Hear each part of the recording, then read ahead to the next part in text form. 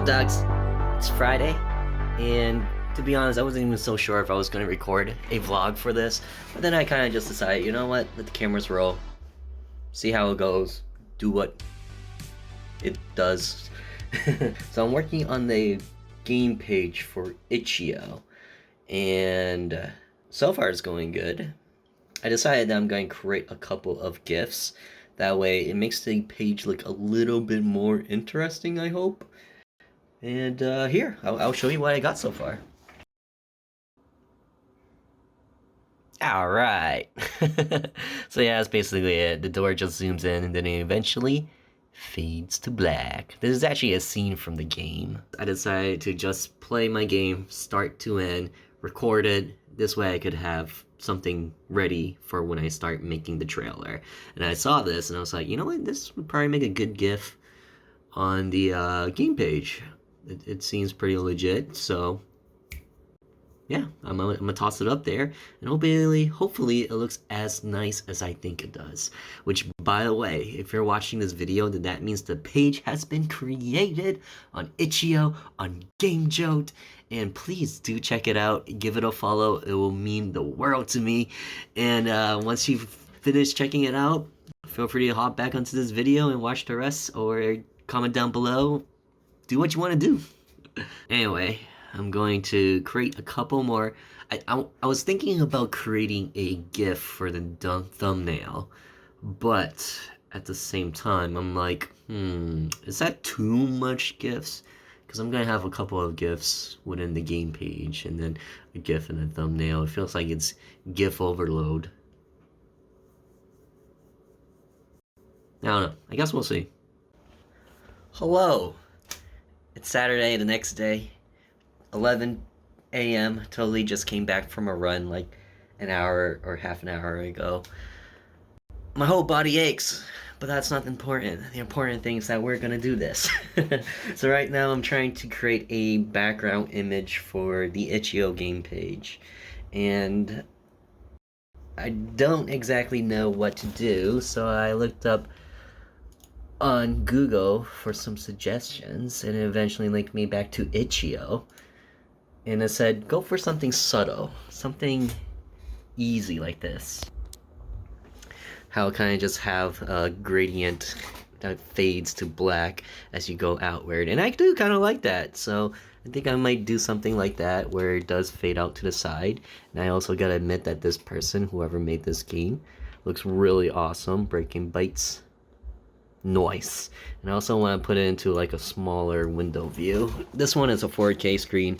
This one is a 2K. So it also helps to see how it looks as it shrinks down. And I gotta admit, it's pretty good. Pretty good. Nice and subtle. I guess this is what it looks like when it's like super shrunken. The background kind of just fades away. So I'm gonna go ahead and do that. I think what I'm gonna do is just make like wood logs in the background, slowly fades off, kind of like a cabin. Yeah, I think that would look pretty neat.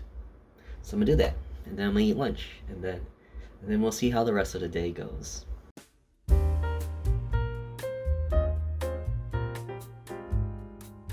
In my head, I thought I was going to have to recreate this, but then I kind of just realized, you know what, I could just take my door picture that I kind of showed you yesterday and edit it, just make it fully logs all throughout its image, and then add the gradient fade to black that I mentioned before.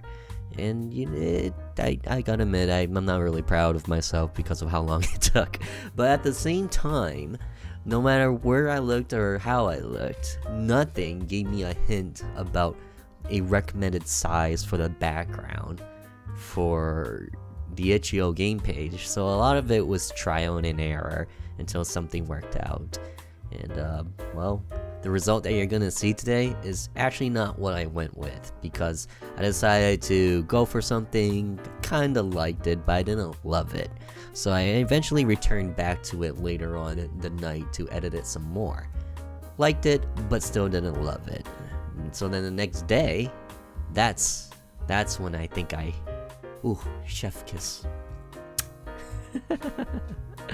That's when I think I got it.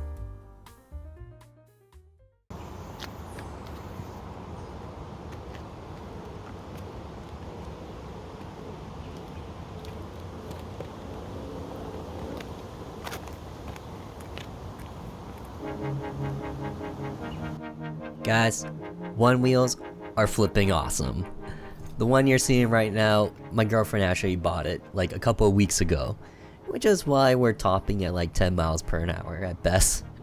My girlfriend was actually busy for the day, but she lent me the board, so I decided to invite one of my good buddies over to come ride with me. That's Joe. We're actually running a half marathon this year, which isn't new to us. Our first time doing that half marathon was back in 2019, just before COVID happened. And we actually did it with 2 other friends. Shout out to James and Alan. What happened was that we ran the half marathon, then we were going to sign up again for 2020. But of course, COVID happened. So what they decided was to roll over everyone who signed up for 2020 over to 2021.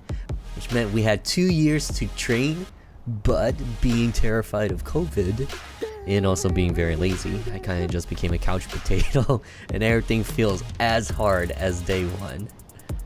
I thought about adding that portion to the vlogs, but I am like a super soaker and I'm sure no one wants to see how sweaty I get after a run.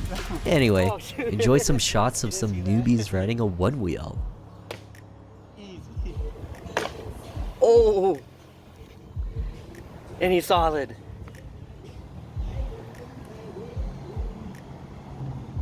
What's this? He's gonna go again? This madman.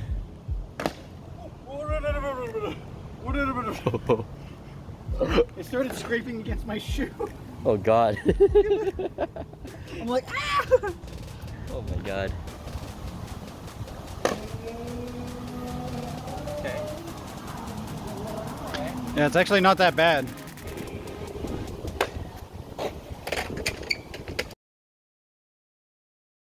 I have become resurrected. It's now the next day. It's Sunday, 4 p.m. I ended up taking an R&R day for the rest of yesterday. And yeah, it was nice. It was nice. But here I am, back at it again. I ended up spending portions of my morning just editing all the footage that I got so far. And now I'm ready to go back. I think what I'm going to do is finish the Itchio page today. Question mark. So I started doing something yesterday, actually, and a little bit this morning that I thought was pretty neat. I didn't think I was gonna do it because I thought a portion of me thought it was a little bit cliche, but at the same time, another portion of me thought I saw it on my game page, and I was like, "Ooh, that's pretty neat." Right there. Not bad, not bad. So in addition to my little 2 sprites just walking around over there, if you look really carefully at the follow, it kind of pulses in and out very slowly. You'll notice it more on the game page rather than cell phone camera to monitor. So yeah, I'm gonna make a couple more of those, and once I finish those, I think I'm all set. I think I got everything for my Itchio page. Granted, it could use a couple of screenshots, but at the same time, I plan to update all of my game pages as I go on. That way, it feels more worth following than just following and waiting for a release date. I want to do something neat, basically, and I think that would do it. So, I'm gonna finish up Itchio, and then during the week, I'm gonna work on the Gamejolt page, which probably wouldn't take that much longer. A lot of what's on Itchio will just be on Gamejolt, except set for Gamejolt's resolution sizes or whatever. Hopefully they can do GIFs. I'm pretty sure that they could. GIFs, GIFs, however you pronounce it. And then I will have to create all my social media accounts. And I think I'm going to do the social media accounts a little bit different than what I have on Itchio and Gamejolt. Just because it doesn't feel like I'm just copy and pasting all across all of my medias. I need to have some variation, you know? Make it feel nice. Make it feel interesting. Make it feel worth following. Okay. See ya when I see ya, I guess. Bye.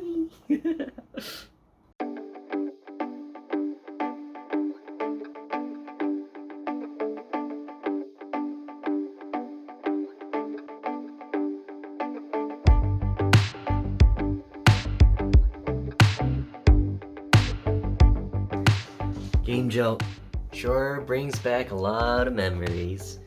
Not sure if you noticed, but in the beginning, Gamejolt was all about free games only. But it sensitized users to upload their games through AdSense. So that's why Gamejolt has ads all over its website. And a little bit of its portion will actually go to the users. And I remember when I first created Caster's Trap, when I made the game page, game has not even been released yet, just the game page. I made my first penny, and I was like super stoked. Granted, I was also just a college student at the time, and I was legit surviving on two Nature Valley granola bars. So the idea of creating games for free and being sensitized through the AdSense, I thought it was really exciting. But anyways, here I am working on the Gamejolt page for Caster's Trap. This is the older one, back in 2014 when I first created this. And I had three options to go through. I could have just updated this, that's option number one. Option number two was I could create a new game page and delete this old one. Or option number three is create a new game page, but keep this one. For now, I'm gonna go with option number three.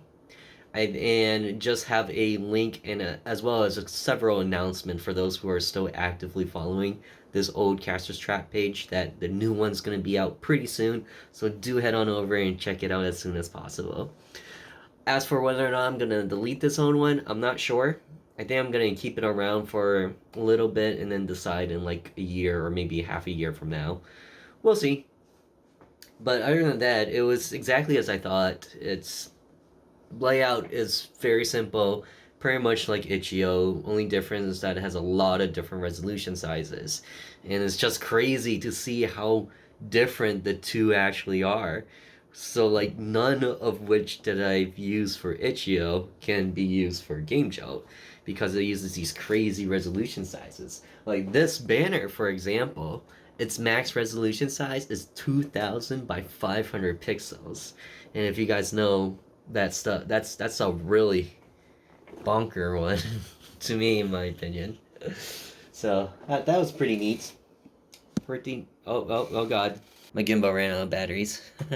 So I think that's a sign to keep on going on. So next up is the YouTube and the Twitter, so please do check it out. The banner on those two will be different from the game pages. I just wanted to make it a little bit different so it doesn't seem overly redundant and that stuff. So that should be pretty fast once I can figure that out. And I think I'm gonna see you next when I start to mess with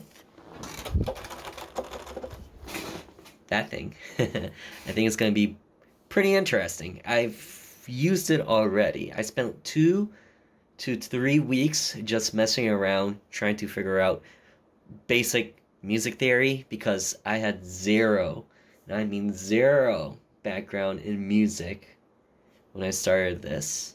So it was pretty, let's just say it was a learning curve. So I'm really interested to see what I can do. I managed to make a tune, but I'm not exactly sure if I want to keep that just yet. I kind of just have it for now because I consider myself to still be in the super mega ultra rookie phase where when I do make something, I'm gonna think, ooh, that sounds pretty good. And then like a month later or even like a week later, I'm gonna listen to it again and be like, oh, you know? If that makes sense. Anyways, I'll see you when we get to the music portion. For you, it'll be like 5 seconds. For me, it might be a couple of days. I request you to go down. Go down! Go down! We're in for another heat wave. Don't worry, I got some thirst quenching water. Remember guys, drink water. No quencha, nothing's quenchier. It's the quenchiest.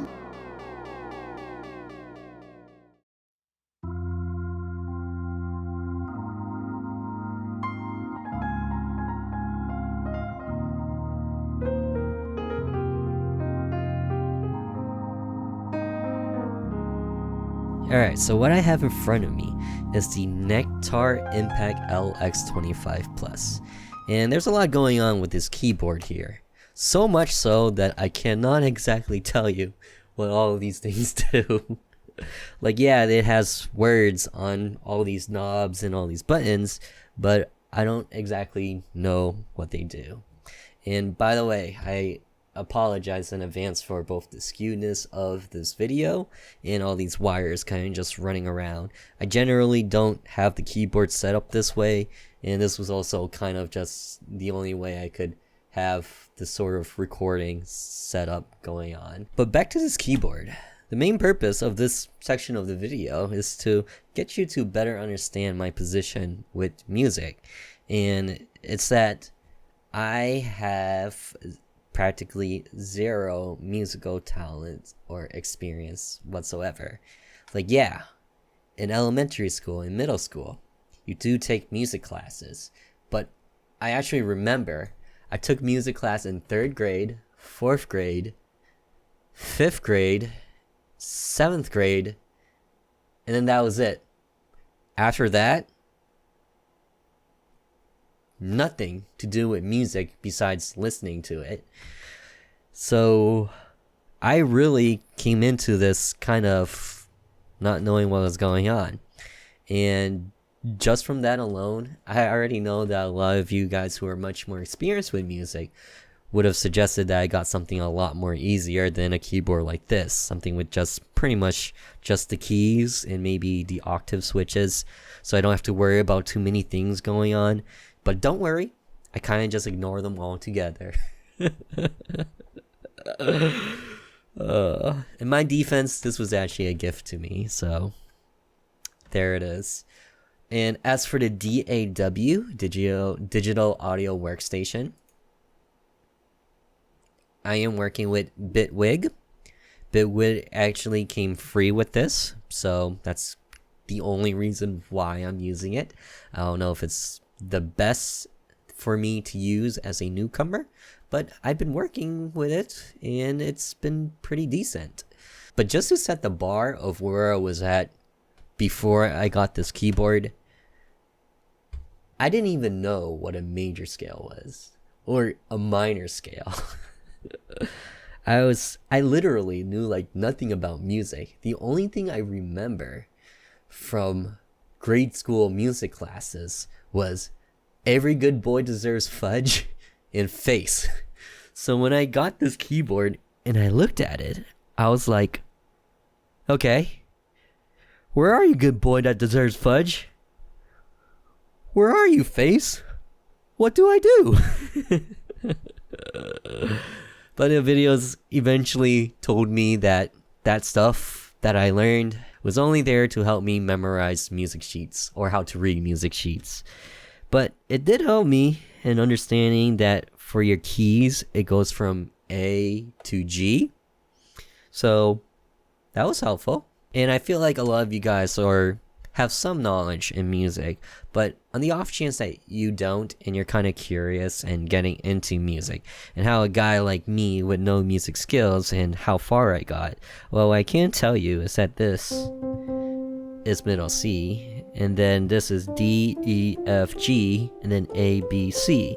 So it went from C to C, and C to C is an octave. So this piano is 2 octaves, as you can see here. Another cool, neat stuff is that with each key that it goes up, so just from going from this white one to this black one, that's considered as half a note. And then from here to here, that's another half note. So if I went from this white one immediately to this white one, that's considered one whole note. So that's important when it comes to understanding your scales, your major scales and your minor scales. And I don't remember it off the top of my head, so I kind of just have a cheat sheet off to the side here. So your major scale is starting from C, whole, half, whole, half. If it was your minor scale, it would be from your C, whole, half, whole, half, whole. And the cool thing about that is that that pattern actually repeats itself regardless of which key you start on. So your B major would be starting from here, because this is C and this is B. So you're going to go whole, whole, half, whole, whole, whole, and then half. So you're back to your B. And then the B minor would be from here. It's a whole, half, whole, whole, half, whole, whole. So that's kind of neat. So whatever your starting key is, that's considered as your root key. And I found that to be a really cool thing. And then after that, I learned about triads.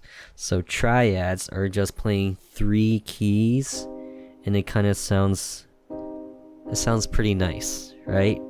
It sounds like it makes sense for what we're playing. So for your major, whenever you think about major, think about 3 and 2, and then whenever you're thinking about minor triad, think 2 and 3. And the numbers that I'm talking about is, if we're thinking about major, C major triad, we got C, and then we're gonna skip 3 half beats, so 1, 2, 3, and we're gonna go to the next one, and then we're gonna skip 2, 1, 2, and then boom. So we got 3 in the middle here, and then 2 over here. So 3, 2. And I actually learned that from a YouTube video that I'm gonna link down below, because I don't want to take any credit. He was the piano pig, and I thought that was absolutely awesome. So for the minor, it's 2, 3. So from the C, 1, 2, boom, and then 3, 1, 2, 3, boom. So you got your 2 in the gap here, and then you got your 3 keys in the gap here. And it sounds like it makes sense, right? And the other thing you probably noticed when I was playing the major chord and the minor chord. So back to major, back to minor, major, minor, is that your majors tends to sound more happy, and then your minors tends to sound a little bit more sad or mysterious. So when I'm composing all these horror music for my game, I'm mostly going to be sticking with minor chords. But then I watched some more YouTube videos, and one cool thing I learned is that with your minor chord, if you were to go a flat or a sharp, a flat is going just half a note down, and a sharp is going half a note up. So if I'm at C and I play C sharp, this is considered C sharp. And yes, it is also considered a D flat. It's 2 names for the same thing. I think it's just named differently so that it's easier to see, or it makes reading music more fluid as you get more proficient. So the thing I learned about horror is that if you want to make it sound a little bit more disturbing, add a flat.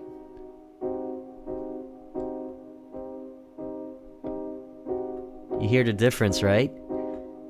That disturbance in the scale, because these 3 keys, they're part of your minor scale. But this one isn't. Right?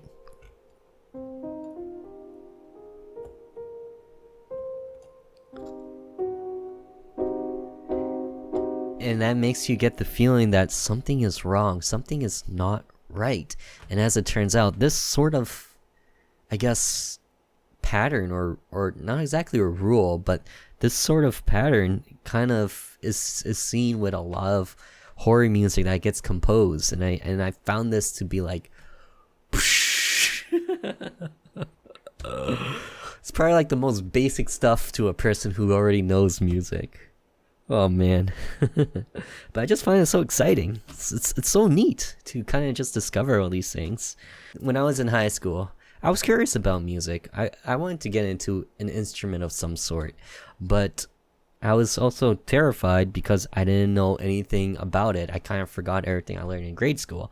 And when I would ask some of my more musically talented friends about how to get started and what to do, they would just tell me, well, you kind of just feel it, and then you'll know what to do once you feel it. Have some practice, feel the music, and you'll just get better. And the same thing was true with doing art.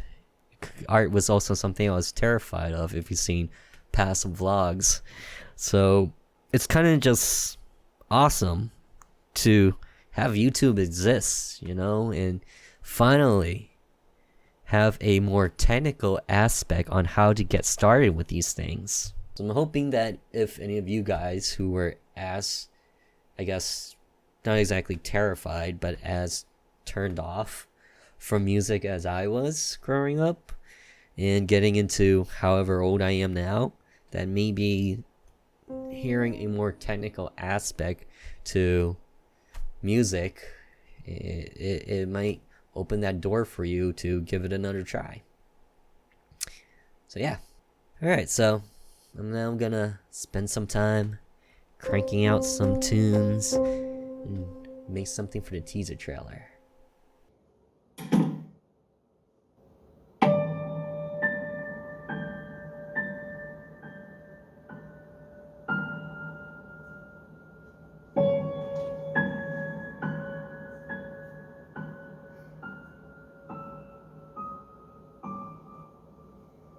Okay, so I just finished my teaser trailer, and I'll admit I got some mixed feelings about it.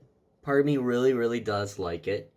It's all very suspenseful, and it's about conveying that story, and I think it does a good job with really conveying the emotions and kind of like how you're supposed to feel while you play Caster's Trap. But at the same time, I kind of wish I feel like I could do more with this teaser trailer. It's obviously really text heavy, but at the same time, it is the first teaser trailer, so I don't think I have to go all out with it. I do want to add. I wish I could add some graphics to the beginning. Like in the really beginning, where it's talking about the cabin, I kind of just want to have like a very soft image of the cabin, kind of just faded, like slightly transparent on screen. At the same time, I don't know how to draw a cabin. So I'm like, you know what? It's okay. I know that the first 5 seconds is all about capturing the audience and really getting that hook out there. That's why I really want to do more for the opening. But at the same time, I'm like, you know what I could do? It's actually a cheat that a lot of indie developers do in their teaser trailers that I notice. They usually do like a loud sting with a very quick image or scene. Oh, sorry, that's me. They usually put a sting and then a very quick image or scene that's supposed to make you go like, what the heck?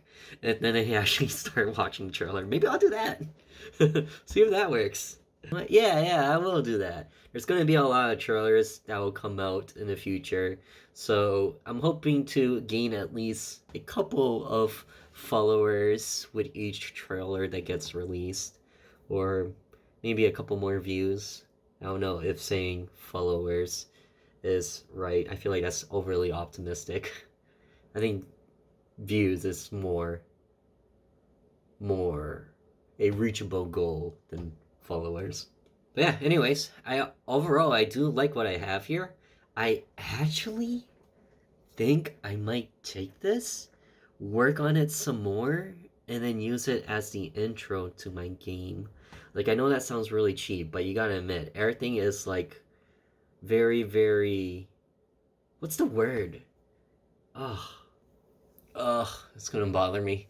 Anyways, it's a lot of build up for what the story is supposed to be about. It's a lot of information about the story without getting to the point.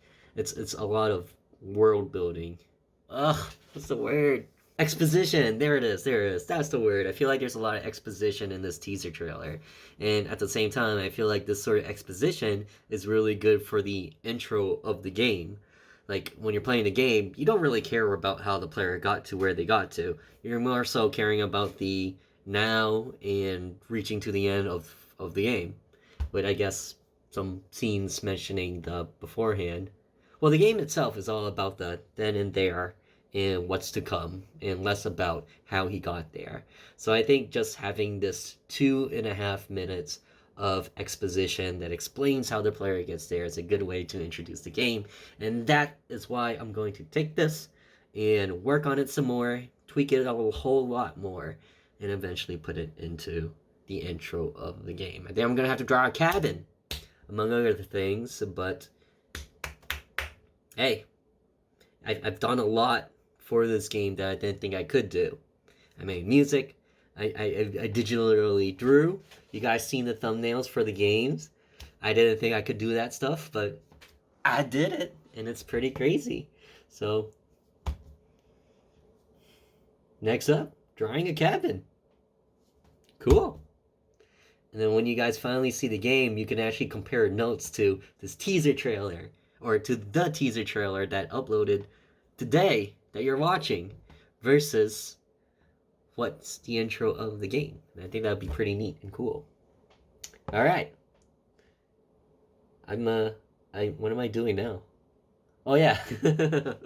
I need to find that weird, I guess, quote unquote, viewer clickbait to watch the trailer. So I'm gonna do it. Alright, it is officially the Thursday, July 8th, the day after I released everything.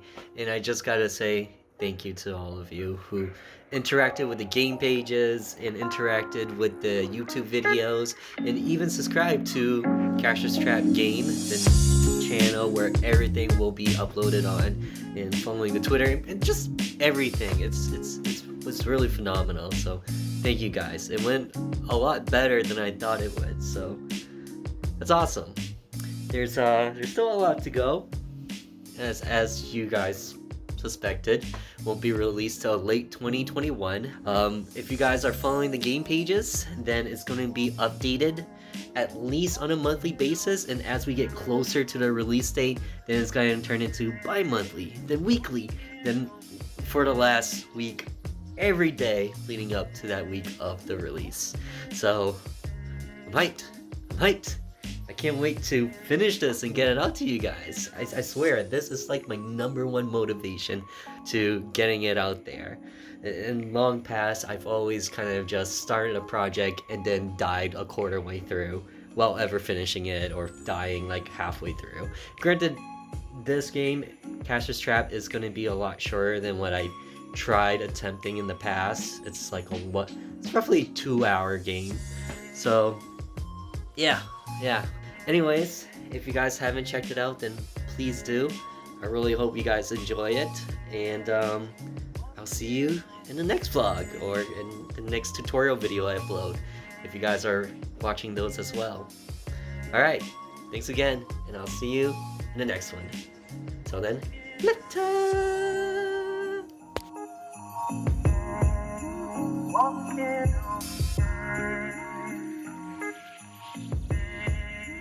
Walking